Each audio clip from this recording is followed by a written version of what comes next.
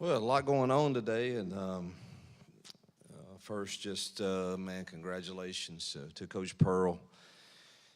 Um, his record speaks for itself. The Final Fours and the SEC titles, and his draft picks and NCAA tournaments, and but truthfully, all of that is great. But he's truly one of the best men that I've ever met. He's endeared himself to me as a friend and has been there every step of the way for me. I've don't know that I've ever met anyone that makes everybody in the room feel honored like he does.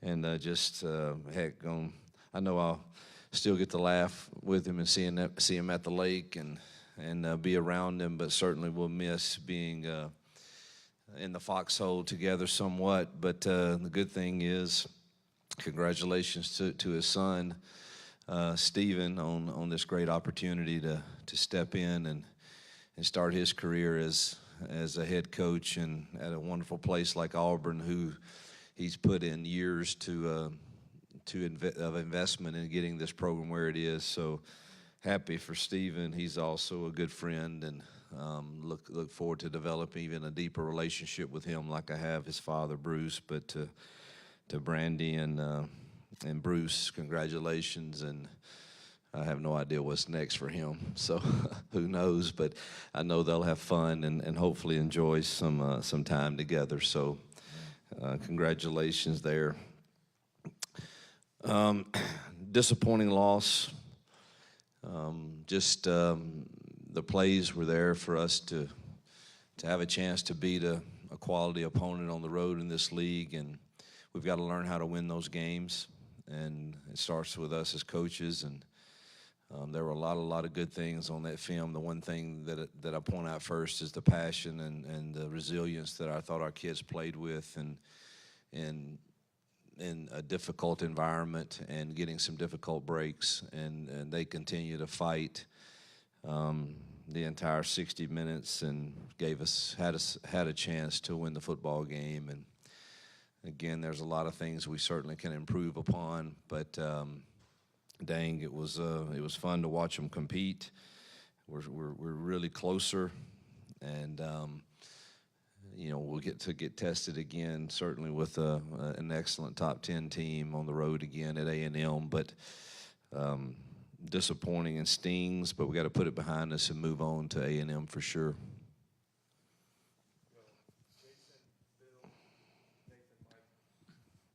You said after you have a chance to watch the film, kind of learn a little bit more about the sacks after watching that. Do you feel like it was a combination of holding the ball and O-line stuff and kind of? Yep. Yeah, there's 5 that I don't think he could do anything about, and there's 5 that I think he's got to trust that our receivers and one-on-ones will protect him and make a play. So I thought it was dead down the middle, 50-50. He and I met yesterday, watched everything, and tough environment, tough defense, but we got to trust our guys, and good things happened when he did that, and we just got to continue to work to improve that. But it was don't think he could do a whole lot about 5 of them, but there was 50% that I think the ball's got to come out. Sort of continuing on the pressure. When you're getting that kind of pressure, talk about the adjustments that you can make. I mean, can you go to either a quicker passing game or rolling him out, moving him in? Yeah, that's a tough team to roll out against because of the way they play their edges. That's nice, if you can do that, but dangerous when you half the field against them and the way they get up the field, and we're really quick off the edges. Our chip game was pretty good to us, and unfortunately, when we weren't in it, 2-minute drill, they did that to us last year, and it's very difficult. But the times we were able to get in our chip stuff, we had time, and I thought we had some really good plan to check to some of their all-up pressure, and we hurt them with it a few times, and they made some adjustments to that too. But a lot of it came from just internal twists and things, and their kids played extremely hard. You got to give them credit. They did. I mean, there's one that I thought Damari had a great cut on a guy, and he gets up and still makes the play. I mean, you got to, but the ball probably should have been out. But that's a really good defense, and yeah, there's I don't think rolling out was an option against them, but you know, we've got to strain and get better and get the ball out those times that we did have some shots and some one-on-ones. Last season, almost every SEC game, you guys had a penalty on kick returns. Now it's obviously an issue so far early this season. What's your assessment of that? Well, you know, money is about the truth, and without being, you know, I'm a positive guy, and we're going to get better, but it's hard to not say that our special teams play in that game is probably the difference in the scoreboard, even with everything else that happened. And I love them all, and we're going to play the next play, but starting 3 possessions inside the 10-yard line against them and giving them the ball on the 20-yard line and, you know, catching a punt that's going into the end zone and got an onside kick that I think is going to go 10 yards that they're just watching, and I think we're going to get, and we recovered at 9.5. I mean, missing a field goal. It's just it was not a good outing for us at all, and I promise you that has been addressed heavily, and it has to improve. And we have a dangerous return guy, but if we can't coach and execute properly to give us the ball at least at the 20 to 25-yard line, then we need to fair catch everything. Our offense is good enough, but it's no fun starting inside the 10 against teams like that. We overcame it a little bit, but there is no sugarcoating the special teams play of that game.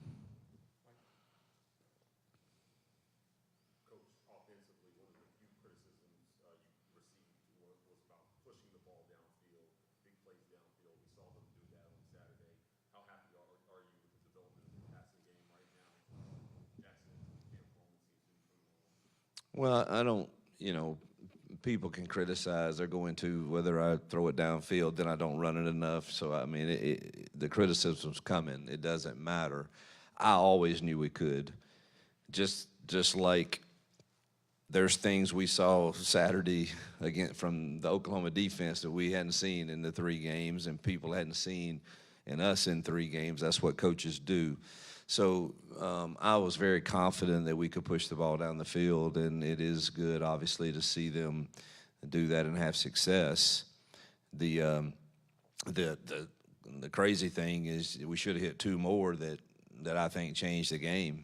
I mean, you got to make those plays, and in one of them, Cam changed gears, and if he never stops, I think he runs right through it for a 75-yard touchdown, and then obviously the one where he's 7 yards behind the defender and for a touchdown, and we don't hit him. Those games swing on, and that's as poorly as we played on special teams, and yet we still had a chance to win the game, among other things that happened. So there's a lot of positives there, but boy, we got to make more of those. But it was good to see us push it down the field. Did you set a record for how many plays you sent back to Birmingham after that game? Because I'm sure it was more than average. Like how many? Can you estimate for me? There were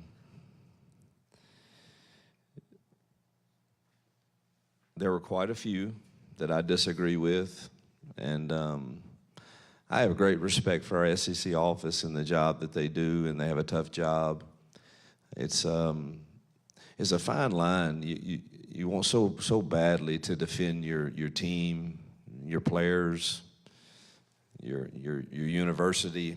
It's a difficult position, and so I try to have respect for all sides, and it's certainly hard to just accept.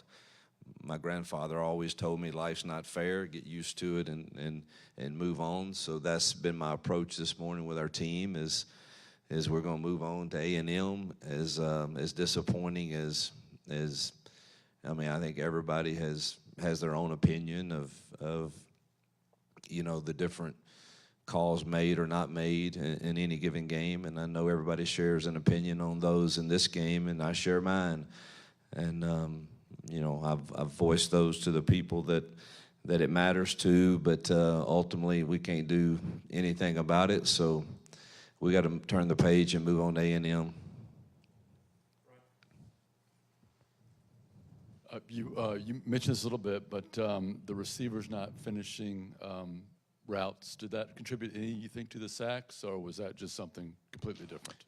No, the ones that maybe one of the five. I think if our guy had taken a better release, he probably would have given him the shot at the one-on-one ball. But the others, really, he's. I mean, we've got them in some one-on-ones, and our guys are running pretty good routes, and let's give them a chance, man. And I tell that receiver room, look, if he does that, it's on you, man. You better protect him, because I'm telling him he can do it, and to get rid of the football. So I think there was one, and then obviously the one that he did throw that we missed.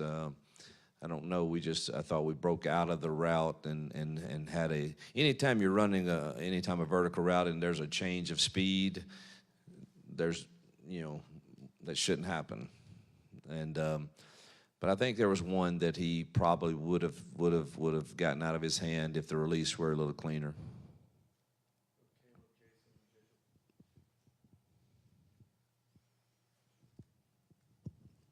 Do you expect Amaris back and Jay back this week? And are there any other guys that could be on that injury report Wednesday? Yeah, we were pretty fortunate. Jeremiah Cobb's got a hip pointer, but I think he'll be fine. I think Amaris will be much better. Jay Crawford is the one that's kind of, we'll see. We had, Mondays is a total walkthrough, so I don't really. It's hard to judge anything about how he really feels today. Connor Liu obviously left the game. He'll try to go. He's not one to miss much. It's a sprained MCL, so I think he'll go. I think that's it. So we were pretty fortunate because it's a really physical game. Connor comes out and you send in a 17-year-old out there, and like he held his own pretty well. I mean, how important was it to see him step up in that role? And are there any looks that you're looking at on the offensive line with some of the issues they had last week? No, I believe in those guys. They had some tough looks. They threw a lot at us. I mean, a lot. And I thought Kale came in and did solid. In an environment like that, it was a difficult environment, hard to hear, and we unfortunately weren't disciplined enough that we had too many penalties. Again, that's second. We did have some of those at Baylor also. We've got to get that cleaned up. We are looking at different options for that, but I thought Kale held his own and did okay. Got us in the calls most of the time. A little late on the snap one time that caused us a false start. Just having a hard time hearing and making his calls, but that's kind of to be expected in his first outing. But he's going to be a really good player. Hugh, Jackson had 49 dropbacks. I know Oklahoma was making it hard to run, but is that a number that y'all are comfortable with them dropping back that many times? If you take away the sacks, we average, 4.35 yards a rush. That's a pretty good average in this league. I probably should have forced the run a little more, maybe, looking back. But it was tough sledding in there to get those tough yards.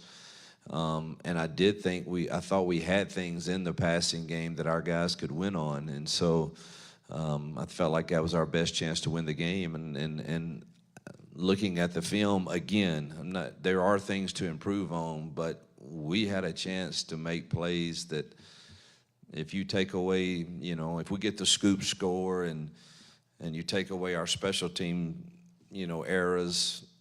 Man, we got a real shot to win that football game, and even with all of that happened, you go up 17-16, and that's after missing a touchdown throw that was there. So it's hard to argue that against that good of a football team that the plan was terrible, but it certainly, you'd like to run it a little more. I don't know that dropping back that many times is going to win a lot of games in this league. I was proud of our defense again. I mean, they stuffed their run really, really well, and I thought they contained the quarterback run really well also. So there's a lot of good things to point at. Your defense seemed like it was really pretty dominant for 55 minutes. Can you just talk about? I mean, I don't think they had a third down on their winning. We were really good on third drive. What down. happened? We were really good, and a lot of guys played a lot of snaps up front. Didn't think our pass rush was as fresh as it was at the beginning. And then give them credit. They made, 2 real explosive plays on the last drive that got them in scoring territory. And we had an MA on the touchdown from a young kid. But, those happen, and they have players that make good plays. And, boy, they made the drive when they had to. But our defense plays like that, they'll keep us in a lot of games. Yeah, Coach, my question was defensive related as well, too. Now, this is 3 out of 4 opponents you've held under 100 yards rushing. John Mateer seemed like he didn't go crazy on you. Can you talk about, what's working right now for DJ Durkin's defense? Yeah, I think he's he's going to have a good plan, and our kids are playing hard over there. And up front, we've stopped the run. People like Oklahoma and A&M are going to have some yards on you. I mean, they got really good talent. I mean, these next few weeks is tough sledding, and it's probably unreasonable to think that our defense can just do that all the time. But to this point, they have. But I think those young kids are getting better. We played Woodby and New Boy and Winters a lot more in that game, and so you got 3 true freshmen that are playing in some of the toughest environments in America against some of the best talent in America, and I thought they got better. Kinsley Falston had a solid game and played well. Without Jay, I thought Rayshawn Pleasant played really solid. Ken Lee is obviously one of our better guys. Xavier plays well, still can make a mistake here and there that hurts you. But he's full speed and going to give you his best. So a lot of young kids over there that are getting some quality experience. Coach, what has stood out from Texas A&M offense, especially those transfer receivers they have? Yeah, I haven't watched as much film. I've had a lot going on today with just different things, but I've seen enough to know that those 2 receivers are dynamic, and obviously Marcel Reed, we saw him last year, is super twitchy and can run it. They got a great running game, best running game we've seen. This will test what Mike just asked about with our run defense for sure, because as soon as you commit too many people to it, they've got people that can really make you pay. It's an excellent football team, one that will be in the playoff discussion, I'm sure. Yep, thank you.